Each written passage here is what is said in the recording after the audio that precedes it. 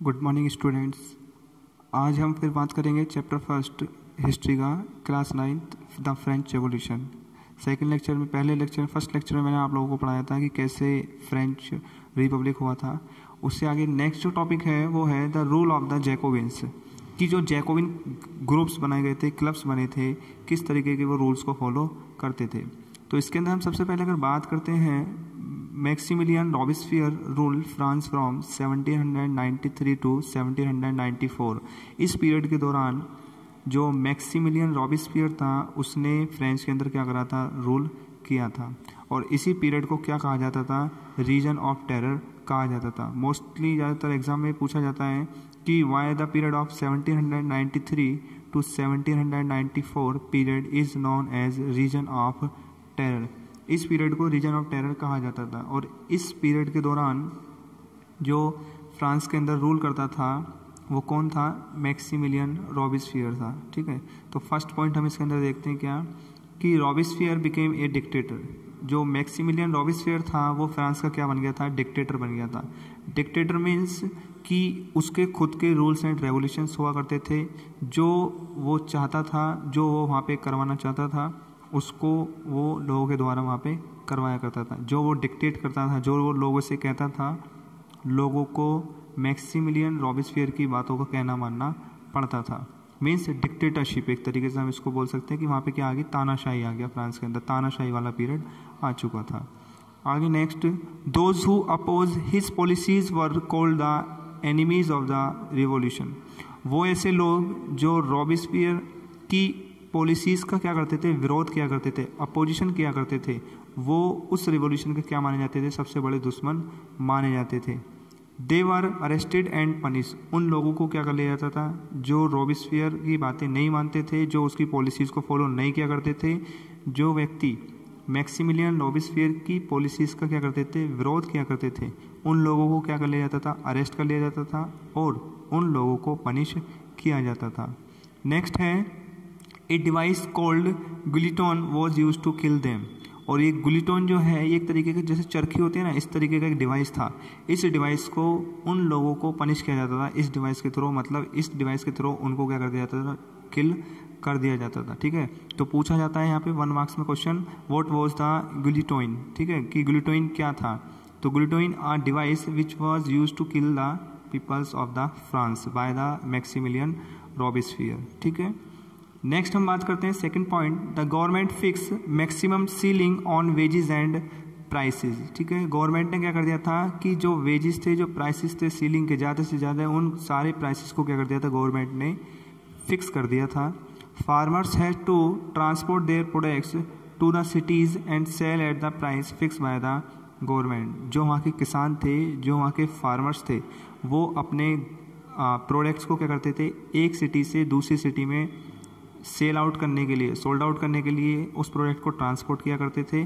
और किस प्राइस पे बेचा करते थे, the price fixed by the government. Government के द्वारा जो प्राइस फिक्स हुआ करते थे, उस फिक्स्ड प्राइस पे किसान जो थे वो अपने प्रोडक्ट्स को क्या करते थे, सोल्ड आउट किया करते थे। थर्ड है, expensive white floor was banned. ठीक है, जो एक्सपेंसिव वाइट फ्लोर था, आटा था, ठीक है, जो लोग खाते थे वहाँ फ्लोर को, उसको क्या कर दिया गया, बैन कर दिया गया। All had to eat the equality bread made of whole wheat. ठीक है, और वहाँ पे क्या कर दिया गया कि सब लोग जो हैं वो इक्वलिटी वाला जो ब्रेड है, मतलब जो ब्रेड सब लोग खाते थे, अब वो सब लोगों को क्या करना पड़ेगा, वहाँ पे ब्रेड को खाना पड़ेगा। ठीक है, नेक्स्ट फोर्थ है, the words monsieur and madame were replace by citoyen. जो वहाँ पे दो वर्ड थे जिनको अलग अलग चीज़ के लिए क्या करा जाता था, यूज़ किया जाता था। एक वर्ड था मोन्स्यूर और दूसरा वर्ड था मैडमी। इनको रिप्लेस कर दिया गया था और इनकी जगह दो वर्ड लाए गए थे, सिटियोन और सिटियोनन। सिटियोन मतलब सिटीजन और सिटियोनन मतलब सिटीजन। ठीक है, इन दोनों वर्ड को, दोनों का मीनिंग सेम है, सिटीजन, इन दोनों वर्ड को लाया गया था। और फिफ्थ पॉइंट क्या कहता है कि चर्च वर क्लोज डाउन। वहाँ के जो चर्च थे उनको क्या कर दिया गया था, बंद कर दिया गया था। Church buildings were converted into A military barracks and government offices. जितनी भी चर्च की बिल्डिंग्स थी उनको किसके अंदर कन्वर्ट कर दिया गया, उनको मिलिट्री बैरक के अंदर और गवर्नमेंट के ऑफिस उसके अंदर बना दिए गए थे चर्च की बिल्डिंग्स के अंदर। नेक्स्ट इससे आगे है strict and cruel steps taken by Robespierre were dislike by many people. Maximilian Robespierre जो था बेटा वो बहुत ही स्ट्रिक्ट और क्रूअल मतलब होता है जिसके अंदर दयालुता नहीं होती है, ठीक है ना, अत्याचार करना एक तरीके से।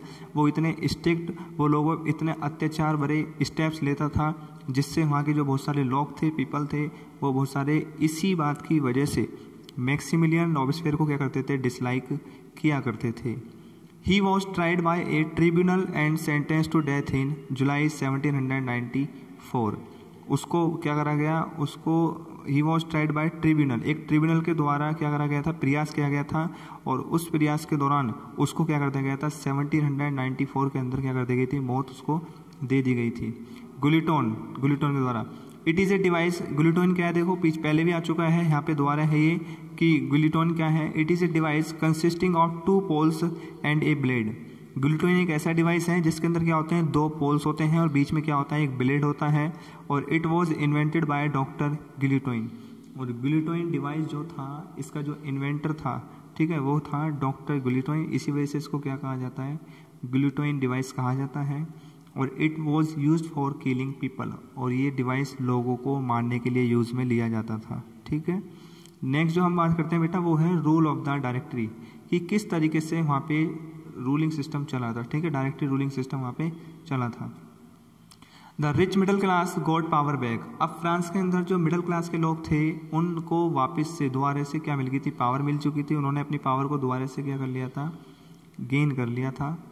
A new constitution which gave right to vote only to men with property was introduced। और न्यू कॉन्स्टिट्यूशन के अंदर क्या राइट दिया गया, एक राइट ऐसा दिया गया कि वोट देने का अधिकार उसी व्यक्ति को होगा जिसके पास अपनी खुद की क्या होगी, जमीन होगी, अपनी खुद की क्या होगी, प्रॉपर्टी होगी। जिसके पास अपनी खुद की प्रॉपर्टी है, he is eligible, he or she is eligible to cast the vote. वही व्यक्ति क्या डाल सकता है, वहाँ पे वोट डाल सकता है। और जिसके पास अपनी खुद की प्रॉपर्टी नहीं है वो अपनी वोट नहीं डाल सकता है, ठीक है। नेक्स्ट है इट इस्टेब्लिश 2 लेजिस्लेटिव काउंसिल्स, और वहाँ पे 2 लेजिस्लेटिव काउंसिल्स को क्या करा गया, इस्टेब्लिश करा गया था। The councils appointed A directory of 5 men who form the executive. ये जो लेजिस्लेटिव काउंसिल्स बनाई गई थी, ये लेजिस्लेटिव काउंसिल का काम क्या था कि काउंसिल जो थी वो डायरेक्टरी 5 मैन को क्या करती थी, अपॉइंट क्या करती थी, और इन 5 मैन के द्वारा कौन सा काउंसिल बनाया जाता था, एग्जीक्यूटिव पार्ट बनाया जाता था गवर्नमेंट का। There were conflicts between the Directory and the council, और इसी चीज़ को लेके डायरेक्टरी के बीच में और काउंसिल के बीच में क्या होने लगा, विवाद होने लगा, कन्फ्लिक्ट होने लगा। तो उसी समय फिर आया था बेटा नेपोलियन बोनापार्ट, ठीक है। Napoleon Bonaparte a military officer made use of this troubled situation to capture power. अब यहाँ पे जो ये लड़ाई चल रही है, जो कन्फ्लिक्ट चल रहा है, किस किस के बीच में चल रहा है, काउंसिल के बीच में और डायरेक्टरी के बीच में। इन दोनों के कन्फ्लिक्ट का जो एडवांटेज लेना स्टार्ट कर दिया वो नेपोलियन बोनापार्ट ने उस सिचुएशन का फ़ायदा उठाया, और उस सिचुएशन का फ़ायदा उठाकर उसने पावर को कैप्चर करना चाहा। तो इन 1804 Napoleon Bonaparte became the emperor of France. और इस सिचुएशन का फ़ायदा उठाने के बाद 1804 के अंदर नेपोलियन बोनापार्ट फ्रांस का क्या बन गया था, एम्परर बन गया था।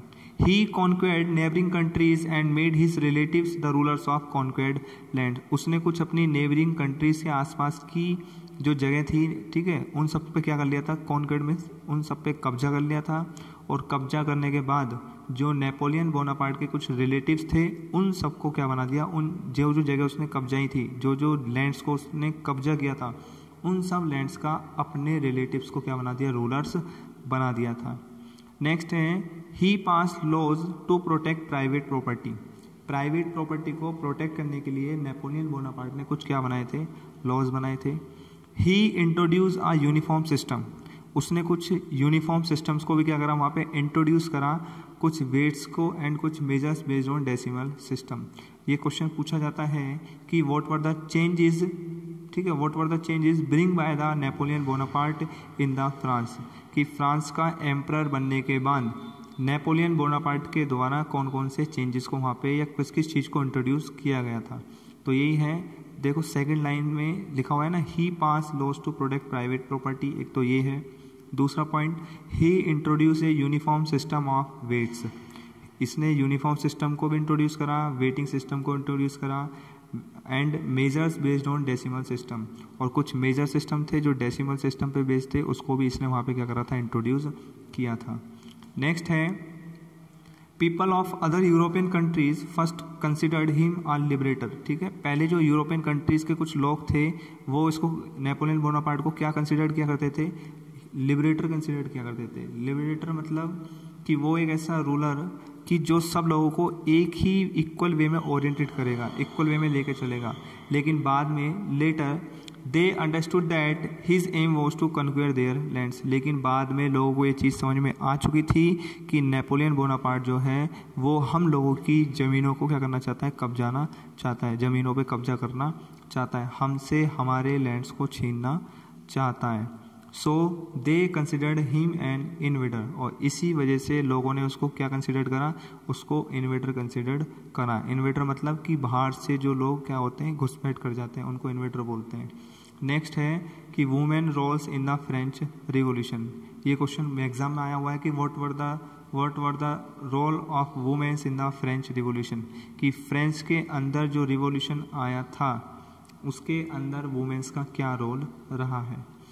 Women played an active role in the revolution, women जो हैं, जो फ्रेंच की वुमेन्स थी, उन्होंने भी फ्रेंच रिवॉल्यूशन के अंदर एक एक्टिव रोल को क्या करा है, प्ले किया है। They thought that the revolutionary government would take steps to improve their condition, वो ये सोचते थे कि जो फ्रेंच की गवर्नमेंट है, ठीक है, जो रिवॉल्यूशनरी हैं, वो ये सोचते थे कि जो गवर्नमेंट है वो लोगों की कंडीशन को इम्प्रूव करने के लिए कुछ स्टेप्स लेगी। लेकिन women's conditions was miserable during the old regime, लेकिन ओल्ड रेगमी पीरियड के दौरान वुमेन्स की जो कंडीशंस थी वो बहुत ही ज़्यादा क्या थी, वहाँ पे ख़राब थी, हालात बहुत ख़राब थे। So most of them were workers, और ज़्यादातर जो वुमेन्स थी वो किस क्लास से बिलोंग किया करती थी, बेसिकली वर्कर्स हुआ करती थी। Womens were paid very low wages, वहाँ की वुमेन्स को बहुत ही काम कराया जाता था, लेकिन बहुत ही कम क्या दिया जाता था, वेतन दिया जाता था, बहुत ही लो वेजेस दिया जाता था। They did not get education और जॉब ट्रेनिंग, उनको किसी भी तरीके की एजुकेशन, किसी भी तरीके की जॉब की ट्रेनिंग नहीं दी जाती थी। Only the daughters of nobles and rich people could study in convent, वहाँ पे जो नोबल्स फैमिली, जो रिच फैमिली के जो लोग हुआ करते थे, उनकी जो डॉटर्स या उनके जो ब्रदर्स या उनकी जो जनरेशन हुआ करती थी, उन्हीं को केवल क्या दी जाती थी, परमिशन हुआ करती थी कि वही कॉन्वेंट स्कूल्स के अंदर क्या कर सकती हैं, स्टडी कर सकती हैं। Women had to do domestic work also, कुछ वुमेन ऐसी थी जो डोमेस्टिक वर्क किया करती थी अपने जीवन को यापन करने के लिए। They had to collect water, queue up for bread and take care of the children, कुछ ऐसी थी जो वाटर को कलेक्ट करने के लिए दूर दूर जाती थी, ठीक है, और ब्रेड खरीदने के लिए वर्क किया करती थी ताकि वो अपने बच्चे को क्या कर सके, फीड कर सके, अपने बच्चे की देख रेख कर सके, अपने बच्चे की परवरिश कर सके। नेक्स्ट है women were unhappy with the 1791 constitution, और ये 1791 जो कॉन्स्टिट्यूशन बना था, उस कॉन्स्टिट्यूशन से जो वुमेन्स थी वो सारी की सारी कैसी थी, अनहैप्पी थी।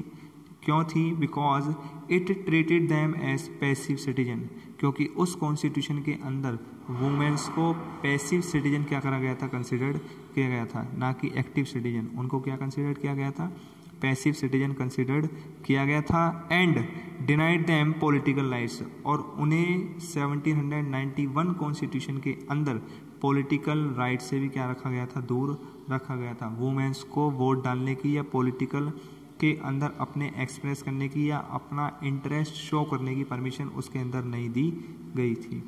दे फॉर्म पॉलिटिकल क्लब्स, इस वजह से वुमेन्स ने कुछ पॉलिटिकल क्लब्स को क्या कर लिया था, फाउंड कर लिया।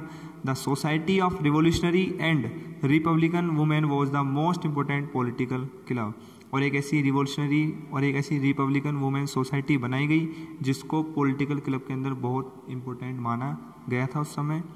नेक्स्ट है आगे कि revolutionary government took the following steps to improve womens condition. अब वहाँ पे जो रिवोल्यूशनरी गवर्नमेंट थी उसने वहाँ की वुमेन्स की कंडीशंस को इम्प्रूव करने के लिए कुछ स्टेप्स लिए थे। वो स्टेप्स क्या क्या हैं? फर्स्ट है government schools were open and schooling was made compulsory for girls. जितने भी गवर्नमेंट स्कूल्स थे उन सबको क्या करा गया, ओपन करा गया, और गर्ल्स के लिए स्कूलिंग सिस्टम क्या कर दिया गया था, कंपलसरी कर दिया गया था कि सभी गर्ल्स को स्कूल में जाना क्या है, अब जरूरी है। Second, parents were instructed not to force their daughters to marry against their will. Parents को क्या करा गया, पेरेंट्स को समझाया गया, इंस्ट्रक्ट करा गया, अवेयर करा गया कि वो अपनी डॉटर्स को क्या ना करें, फोर्स ना करें, उनकी इच्छा के अनुसार उनकी शादी नहीं कराई जानी चाहिए, ये भी स्टेप लिया गया। थर्ड है marriage was made a legal contract, और मैरिज को क्या बना दिया गया, एक लीगल कॉन्ट्रैक्ट बना दिया गया था। फोर्थ है divorce was made legal and both husband and wife got the right to apply for divorce. ठीक है, डाइवोर्स को भी क्या बना दिया गया, लीगल बना दिया गया था कि अगर एक हस्बैंड और एक वाइफ एक दूसरे से हैप्पी नहीं है, अनहैप्पी है, तो दोनों में से कोई भी अपनी विश के अनुसार क्या कर सकता है, डाइवोर्स के लिए अप्लाई कर सकता है। ये भी अधिकार वुमेन्स को दे दिया गया था। फिफ्थ पॉइंट क्या कहता है कि women were given job training and they could become artist और रन बिजनेस। जो वुमेन्स थी उनको जॉब ट्रेनिंग दी जाने लगी, जिससे वो क्या बन सकती थी, आर्टिस्ट बन सकती थी, अपना खुद का बिजनेस चला सकती थी। सो women continue the struggle for political rights, और इसके बाद भी जो वुमेन्स थी उन्होंने फिर भी अपने पॉलिटिकल राइट्स को गेन करने के लिए अपना स्ट्रगल, अपने संघर्ष को क्या रखा, जारी रखा। Womens clubs were close during the reign of terror, लेकिन जब मैक्सिमिलियन रॉबिस्फियर आया था, इस पीरियड को रीजन ऑफ टेरर कहा था, तो उस दौरान वुमेन्स ने अपने क्लब्स को क्या कर दिया था, बंद कर दिया था। Many leaders were arrested and killed, उस दौरान बहुत सारे लीडर्स को पकड़ लिया गया था, और बहुत सारे लीडर को पकड़ के क्या कर दिया गया था, किल्ड कर दिया गया था, मार दिया गया था। बाद में later the French women join the international suffrage movement, उसके बाद में जो फ्रेंच की जो वुमेन्स थी उन्होंने एक इंटरनेशनल सफरेज मूवमेंट को कर लिया था, ज्वाइन कर लिया था, और 1946 के अंदर they got the right to vote, और 1946 के अंदर फ्रांस के अंदर भी वुमेन को क्या मिल गया था, अधिकार मिल चुका था, राइट मिल चुका था कि वुमेन्स भी क्या कर दे सकती हैं, वोट दे सकती है। ठीक है, और नेक्स्ट जो आता है बेटा, नेक्स्ट टॉपिक है slavery in French colonies. Slavery का मतलब क्या होता है, स्लेव का मतलब होता है गुलाम बना लेना, कि किन किन लोगों को क्या करा गया था, गुलाम बनाया गया था फ्रेंच कॉलोनीज के अंदर। मार्टिनिक्यू हो गया, ग्वाडेलुपी हो गया and San Domingo were the French colonies in Caribbean. French colonies के कैरिबियन में फ्रेंच कॉलोनीज के जो नाम है वो है Martinique, Guadeloupe and San Domingo. These are the French colonies in Caribbean. The French started plantations in colonies. French ने अलग अलग कॉलोनीज के अंदर प्लांटेशन करना क्या कर दिया, स्टार्ट कर दिया। What do you mean by plantation? Plantation means in a large land a single variety of plants are planted. एक बड़े फील्ड के अंदर एक ही टाइप के, सिंगल टाइप के प्लांट्स को एक लार्ज क्वांटिटी के अंदर क्या करना, प्लांट करना, उसी को हम क्या बोलते हैं बेटा, प्लांटेशन बोलते हैं। The Europeans were not willing to go there to work. अब उन फ्रेंच कॉलोनीज के अंदर जो यूरोपियंस थे वो उन कॉलोनीज के अंदर वहाँ पे वर्क करने के लिए राजी नहीं थे, वो वहाँ पे वर्क करने के लिए नहीं जाना चाहते थे। So the plantation face shortage of labour, जिसकी वजह से जहाँ पे प्लांटेशन करा गया था अब वहाँ पे लेबर की क्या हो गई थी, शॉर्टेज हो गई थी। क्यों? क्योंकि यूरोपियंस तो उन कॉलोनीज के अंदर काम करना चाहते ही नहीं थे। So a triangular slave trade started between Europe, और तभी से एक यूरोप के अंदर एक ट्रायंगुलर स्लेव ट्रेड सिस्टम को क्या करा गया, स्टार्ट करा गया। ट्रायंगुलर कौन कौन सा, Europe, Africa and the America, यहाँ के लोगों को क्या बनाया गया, स्लेव बनाया गया था। French merchants went to Africa, जो फ्रेंच के मर्चेंट्स थे वो कहाँ जाते थे, अफ्रीका जाते थे। Bought slaves from the African chiefs, और जो अफ्रीकन चीफ्स हुआ करते थे उनसे क्या करते थे, स्लेव्स को खरीद कर लेकर आया करते थे, मतलब पैसों पे लेबर को वहाँ से खरीद कर लेकर आया करते थे। And took them to Americas, Africa से कहाँ लेके जाते थे, America. So they were sold to plantation owners, और वो किसको बेच दिए जाते थे, जो गुलाम थे, जो स्लेव हुआ करते थे उनको प्लांटेशन के जो ओनर हुआ करते थे उनको क्या कर दिया जाता था, बेच दिया जाता था। स्लेव्स लाइफ वॉज माइजरेबल, जो लोगों को बंदी बनाया जाता था, जिन लोगों को गुलाम बनाया जाता था, उनकी जो ज़िंदगी थी, उनकी जो लाइफ थी वो बहुत ही क्या हो चुकी थी, ख़राब होती थी। ठीक है, ख़राब हो चुकी थी।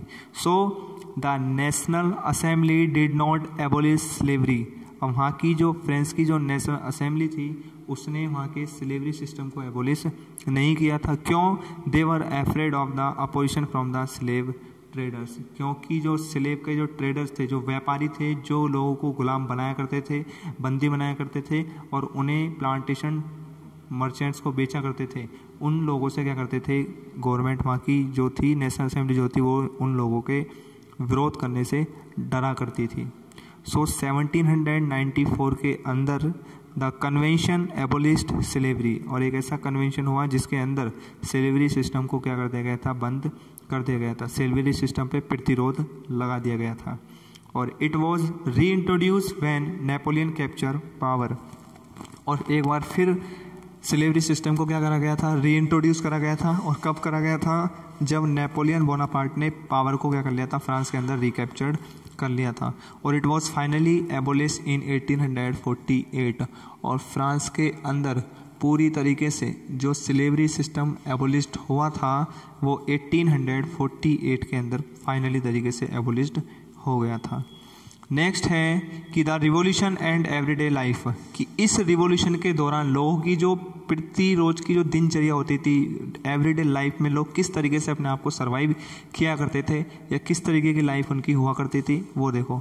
The French revolution brought about changes in the everyday life of the people. French के अंदर जो ये रिवॉल्यूशन आया था, ये जो क्रांति आई थी, इस रिवॉल्यूशन के द्वारा बहुत सारे बदलाव वहाँ के लोगों की ज़िंदगी में आ गए थे। एवरीडे लाइफ में बहुत सारे चेंजेस आ गए थे, और इन चेंजेस के आने से जो लोगों की जो लाइफ थी वो क्या होने लगी थी, चेंज होने लगी थी। नेक्स्ट है, जैसे फर्स्ट पॉइंट की हम बात करते हैं कि मैनी पीपल स्टॉप वियरिंग नी ब्रीचेस। बहुत सारे लोगों ने, बहुत सारे पीपल्स ने नी ब्रीचेस मतलब कि कोहनी तक जो शर्ट या टी शर्ट वो पहनते थे, वो सब पहनना क्या कर दिया था, बंद कर दिया गया था। They started to wear long striped trousers, और लोगों ने, वहाँ के पीपल्स ने लॉन्ग स्ट्रिप्ड ट्राउजर्स को पहनना स्टार्ट कर दिया था। सेकंड हम बात करते हैं, monsieur and madame were replace by citoyen and citoyenne respectively. पहले भी हम बता चुका हूँ मैं कि दो वर्ड थे वहाँ पे जो यूज़ करे जाते थे सिटीजन्स के लिए, monsieur and madame. These two words are removed and new two words are bringed, जिसका क्या क्या, एक तो था सिटियोन और दूसरा था सिटियोनी। इन दोनों वर्ड्स को क्या करा गया था, इंट्रोड्यूस किया गया था। थर्ड है हमारा, सेंसरशिप वॉज एबोलिस्ड। सेंसरशिप जो थी वहाँ पे उसको भी पूरी तरीके से क्या कर दिया गया था, एबोलिस्ट कर दिया गया था। सेंसरशिप आप जानते हैं, जैसे आज भी प्रेजेंट में कोई भी सीरियल है, कोई भी मूवी अगर हमारी आती है तो मूवी रिलीज़ होने से पहले कहाँ चलती है, सेंसरशिप बोर्ड के अंदर चलती है। उसके अंदर कंटेंट देखा जाता है कि इस मूवी के अंदर या इस सीरियल के अंदर कोई ऐसा कंटेंट तो यूज़ नहीं किया गया है जो वॉयलेशन को क्या कर दे, लीड कर दे। ठीक है, ऐसे वहाँ पे एक सेंसरशिप बोर्ड हुआ करता था, उसको भी पूरी तरीके से क्या कर दिया गया था, एबोलिस्ट कर दिया गया था। और people enjoy freedom of speech and expression, और लोगों को वहाँ पे फ्रीडम मिल गई थी, आज़ादी मिल गई थी, और उसी आज़ादी का लोग क्या करने लगे थे, एन्जॉय करने लगे थे। और आज़ादी उन्हें किस चीज़ की मिली थी, स्पीच की, वो कहीं पर भी बोल सकते थे, अपने व्यूज़ को क्या कर सकते थे, एक्सप्रेस कर सकते थे। जो भी उनकी गतिविधियाँ, जो भी उनके आइडियाज़ थे, जो भी उन लोगों के ओपिनियंस थे, उन सारे आइडियाज़ को, उन सारे ओपिनियंस को वो लोग क्या कर सकते थे, एक्सप्रेस कर सकते थे।